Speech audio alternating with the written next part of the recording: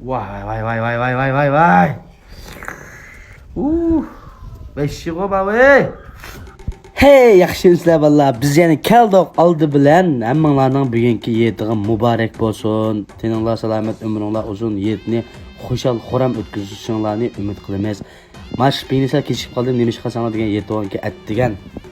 İşlarni qilib qo'ylarni suyib aldirishib ketdim. Bu shpinani chiqam demişlar. Hammadan shuni chiqargan ekan, do'ying qilsanglar po'yindan shu.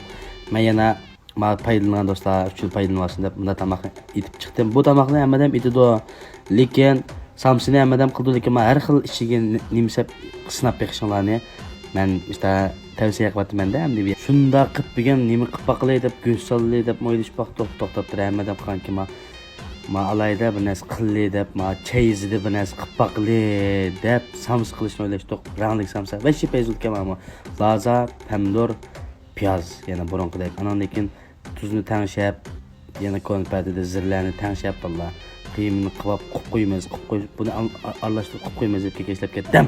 Aralashtirib qilib bo'lgandan keyin bir ash xemirlarni yig'irib ayrim tuxum pishirib olamiz valla buningga. Tuxumni chiqib bunda bir narsalar bo'lsa, qavasan bo'lmasa ayrim qozondan qovog'il bo'ldi buni. Işte avvalimiz valla. Uninggacha ma tuxumlar pishib qilib bo'lguncha zirlarning ta'mi o qiyimga chiqib turdi.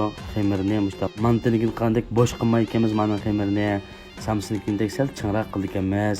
Burung'idek jumla qilib alkaba pishirib olgan tuxumni ichiga elib, qiymini mani yeb qalsak amma vay alayda nimaganlikni uqmay qoldi ekansizlar.